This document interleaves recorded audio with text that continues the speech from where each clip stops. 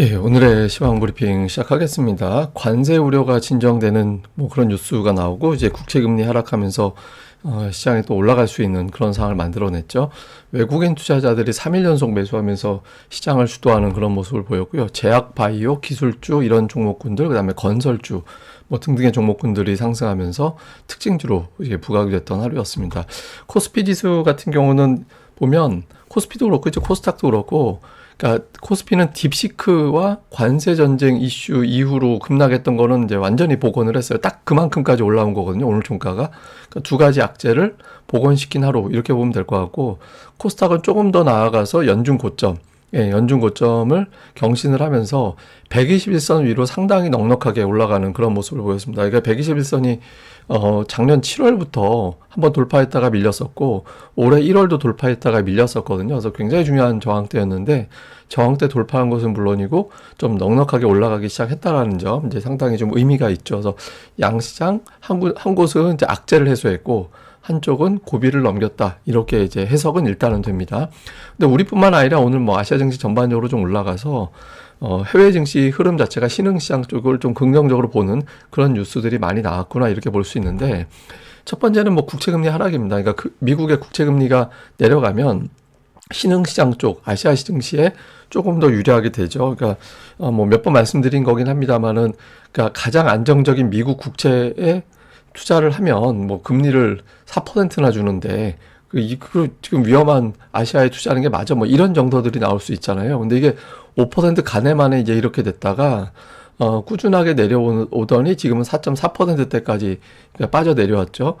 금리가 빠졌던 거는 이틀 전에 나왔던 미국의 구인 보고서, 그 다음에 어제 나왔던 미국의 서비스업 지표, 이게 이제 내려간 게 하나가 있었고, 그러니까 지표가 둔화되면서 금리가 내려간 게 하나 있었고, 제가 보기엔 그거보다 미국 재무부에서 국채 발행 일정을 이제 공개를 했거든요. 우리는 앞으로 3개월 동안에 이만큼 국채를 발행할 겁니다. 그러니까 국채 발행한다라는 건 이제 어떤 의미냐면, 미국 정부가 돈 필요하니까 돈을 어디서 조달을 해야 되잖아요. 나 이제 여기서 이렇게 돈을 꿀 겁니다라고 얘기하는데, 돈을 많이 꿀 거예요, 빌릴 거예요. 이렇게 하면 이자가 올라가겠죠.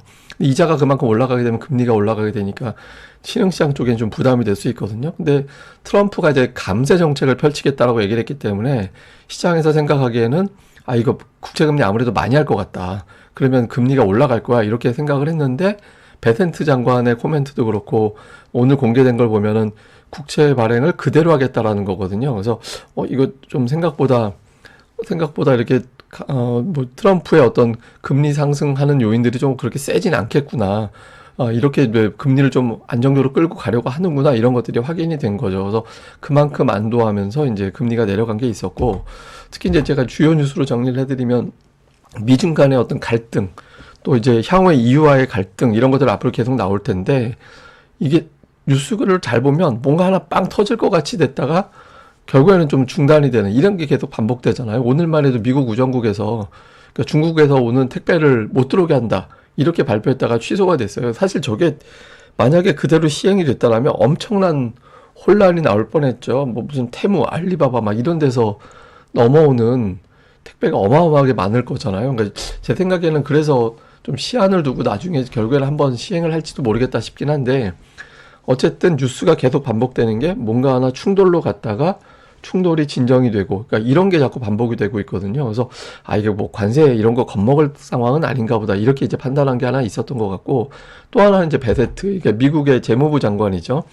이 사람이 오늘 중요한 메시지를 좀 남겼는데, 관세의 목표는 제조업을 다시 끌어들이는 데 있다. 이게 이제 미국 안에서 생산을 하면 관세 물리지 않겠다라는 거가 되는 거잖아요. 근데 일단 우리나라 같은 경우는 배터리 공장도 그렇고 이제 반도체도 그렇고 자동차도 그렇고 이제 미국 또는 미국 주변에 이제 공장 되게 많이 지어놨잖아요. 그래서 협상하기에 따라서는 관세를 그렇게 물지 않아도 되겠구나. 그리고 이제 이거는 협상용이다. 관세는 협상용이다라는 걸 다시 한번 입증해 주는 거죠. 그러니까 트럼프가 그렇게 강조했던 대규모의 관세 부과는 그 정도까지 결과적으로는 부과되지는 않겠구나라는 걸 보여주는 거고, 또 하나는 전 이 베센트의 두 번째 이야기, 그러니까 연준이 아니라 국채 10년물 국채금리, 그러니까 이거에 더 중점을 두고 있다라는 거예요. 그래서 연준이 금리를 내리거나 말거나 이제 내리면 더 좋은 거고, 어쨌든 이제 올릴 일은 없으니까 현재로서는 이제 국채 금리를 특히 10년물을 떨어뜨리는데 집중을 할 것이다. 이렇게 이야기를 한 거거든요.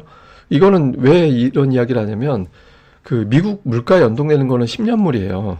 왜냐하면 10년물 금리를 기준으로 해서 미국의 주택담보대출 금리가 결정이 되고 자동차 할부금융, 다음에 이제 대학생들 그 학자금 융자금리 이게 다 여기에 연동이 되거든요. 그러니까 이게 올라가 버리면은 물가가 올라가게 되는 현상이 만들어져요. 그래서 이건 이제 국채 발행이라든가 이런 것들을 이제 조절을 해가지고 금리가 올라가지 않도록 하겠다는 게 하나가 있고 또 하나는 물가가 내려가면 저금리가 내려가게 되잖아요. 그래서 트럼프가 에너지 가격을 안정시키면 인플레이션이 진정이 될 것이다라는 점을 한번 확인해 준 거죠. 베센트도 실제로 그런 얘기를 했습니다. 그러니까 난방유나 휘발유 가격을 떨어뜨리면 인플레이션 수치가 내려갈 거다. 그래서 그 떨어뜨리는 거를 이제 주목해야 된다. 제가 이제 어젠가요? 하여튼 가자지구 이야기 나올 때 제가 그런 말씀 드렸잖아요. 저 이야기는 국제유가 떨어뜨리겠다라는 의도로 해석이 되는 것 같다고. 그래서 아무래도 저기를 트럼프가 점령할 제가 보기에는 할 수 있을까요? 저는 200만 명을 어디다 분산을 하겠다라는 건지 말이 안 된다라는 거 생각을 하는데 어쨌든 트럼프의 목표는 유가를 안정시키려고 하는 게 아닌가라는 추정이 되는 거죠. 그래서 아마도 향후에 국제유가 떨어뜨리기 위한 어떤 다양한 조치를 취할 것 같고 그런 과정에서 10년물 국제금리 내려가면서 이제 전체적인 어떤 물가를 안정시키려고 하는 것 같다. 그래서 이런 점도 역시 금리가 내려가고 신흥시장이 그 틈에 좀 올라갈 수 있었던 그런 이슈로 작동을 했던 것 같습니다. 그리고 오늘 시가총액 상위 종목 1, 2위면 뭐 삼성전자, SK하이닉스인데 둘 다 올랐잖아요. 그러니까 저는 아무리 봐도 그러니까 외국인들이 이 지표에 반응한 걸로 보여지거든요. 그러니까 미국의 ISM 제조업 지수. 그러니까 이 수치가 좋을 때 우리나라 수출 지표와 그리고 테크 지수가 좋았다. 그러니까 저게 왜 그러냐면 특히 삼성전자의 어떤 주가를 주목을 해봐야 되는 게 그동안에 AI가 시장을 끌어온 거였잖아요. 그러니까 반도체 업황이 좋은 게 절대 아니었거든요. 그러니까 반도체 업황이 좋았던 게 아니라 그 AI 붐에 따라서 데이터 센터에 대한 투자 이것 때문에 HBM이 좋아서 반도체 일부 기업들이 좋았던 거지 반도체 업황이 좋았던 게 절대 아니었거든요. 근데 저 데이터 그러니까 ISM 제조업 지수가 좋을 때는 범용 반도체 업황도 같이 괜찮아지는 그런 흐름이 좀 나왔었어요. 그래서 삼성전자가 올라갈 수 있는 환경이 만들어지게 되는 거죠. 근데 이게 좀 딥시크 등장 이후에 좀 의심을 받았었는데 우선 딥시크를 규제하는 나라들이 되게 많아지고 있죠. 저거 쓰지 말라고. 그러니까 중국에서 저 안에 들어가는 개인정보라든가 다양한 정보를 써먹으려고 하니 저거 쓰지 마라. 이런 어떻게 규제하는 곳이 여러 군데 나오고 있고 그리고 이제 미국의 대형 기업들은 오히려 작년도보다 더 많은 어떤 투자를 할 거다. 이렇게 선언을 했잖아요. 작년도 대비 50% 정도 증가되는 그러니까 이런 어떤 내용들이 나오다 보니까 시가총액 1, 2위 정도 이게 이틀 동안은 시소 삼성전자가 올라가면 하이닉스가 눌리고 또 반대가 되고 이런 형태가 돼서 이건 별로 좋은 현상 아니라고 돈이 없어서 저러는 것 같다고 제가 이제 그런 표현을 했었잖아요. 근데 두 종목이 오늘은 이제 2%씩 올라가면서 좀 반응을 했습니다. 그래서 좀 긍정적인 어떤 흐름이 만들어졌죠. 근데 이게 문제는 지속성이에요. 그러니까 이제 하루 정도는 이렇게 또 나오는데 워낙 뭐 뉴스들이 하루 만에 확 바뀌는 경우가 많아서 근데 적어도 이제 오늘은 이렇게 됐다 정도로 보면 될 것 같습니다. 특징적으로는 이제 삼성전자가 올라갔는데 그 120월선이 회복이 됐습니다. 그러니까 이게 주초까지만 해도 IMF 시절인 1998년도 이후에 가장 멀리 떨어진 121선에서 멀리 떨어진 상태까지 빠졌었는데 3일 연속 올라왔습니다. 그러니까 삼성전자가 3일 연속 올라온 게 작년도 4분기 이후에 세 번째예요. 작년도 10월에 한 번, 1월에 한 번, 이번에 한 번. 3일 연속 상승이 그렇게밖에 없었고요. 4일 연속 상승은 작년도 8월 이후에 없었습니다. 그러니까 만약에 금일에도 플러스가 나면은 정말 여름 이후에 최초의 기록이 되는 거예요. 근데 어쨌든 오늘 삼성전자가 이제 역할을 좀 일부 했고, 그 다음에 이제 로봇주를 저는 또 지금 주목을 하는 게, 로봇주가 그동안 강세를 보였던 거는 당연히 이제 모멘텀이 좋았죠, 재료가. 뭐 대기업들 다 투자하고 지분 투자하고 막 이러니까. 근데 한편으로는 시장의 재료가 약했기 때문이기도 하거든요. 그러니까 관세, 딥시크 이런 것들에 대한 걱정을 많이 하다 보니까 재료가 가장 확실한 쪽으로 자금이 집중되는 과정에서 이런 종목군들이 더 강하게 올라갔던 거였거든요. 근데 향후에 이제 레인보우 로봇이 조금 강도가 떨어져 줘야 완만해지거나 살짝 이제 눌려줘야 이제 재료가 좀 바뀐 게 돼요. 경기 민감주라든가 이런 쪽으로 투자하는 분위기가 만들어졌다라고 할 수 있거든요. 그래서 일종의 이제 시장에 그 인버스 역할을 하는 종목군들이 가끔 나오잖아요. 지금 이제 그런 역할을 그동안 했다라고 보여지거든요. 그래서 레인보우 로보틱스하고 같이 가면 제일 좋은데, 근데 이제 이것만 올라가는 장에서는 시장 시황이 그렇게 그게 썩 좋은 흐름이 아니다라고도 봐야 돼서 향후에 이제 이 종목에 대해서는 조금 이제 그런 관점도 섞어서 볼 필요가 있어 보이고요. 그 다음에 이제 오늘 건설주 올라갔는데 뭐 예를 들어서 뭐 우크라이나 재건이라든가 기업들의 실적이라든가 이런 것들이 겹치면서 움직인 걸로 보여지는데, 제가 이제 이 종목을 보여드린 또 다른 이유는 뭐냐면, 시장이 조금만 진정이 되지면 이제 금통위에서 금리 추가 인하에 대한 기대감이 있잖아요.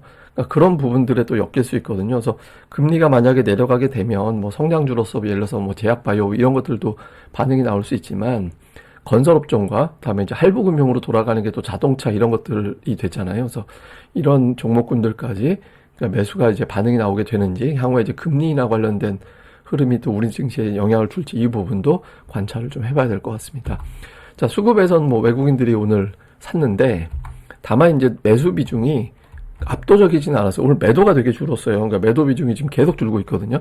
근데 25%면 그 매수 비중 28, 매도 비중 25. 그러면 오늘은 매수를 많이 했다라기보다는 이제 매도가 많이 줄어든 거예요. 그래서 외국인들이 한 30% 이상의 매수 비중을 보여주면서 순매수 잡히면 더 좋은 거죠. 일단 순매수해서 좋긴 한데 좀 세게 아주 과감하게 매수가 들어올 정도까지는 아니다. 좀 매도가 줄어서 순매수가 좀 많이 늘어난 것 같이 표기가 된 거는 조금 아쉬운 대목, 이렇게 이제 보면 될 것 같고요.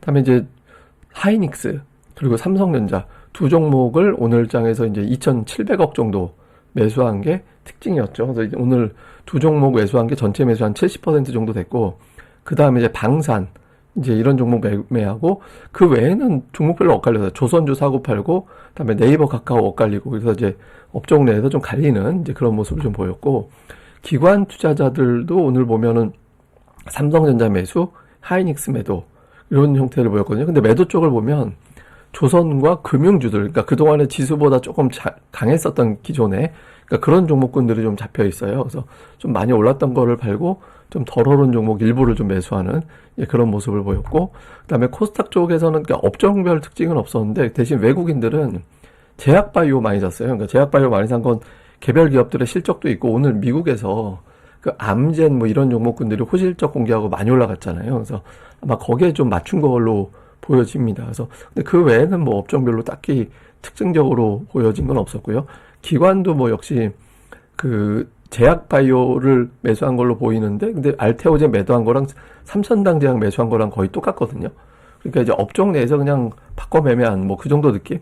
예, 그리고 뭐 반도체도 그렇고 하여튼 뭐 특정 업종을 사기보다는 이제 골라서 담는 그런 형태를 보인 게 특징이었습니다.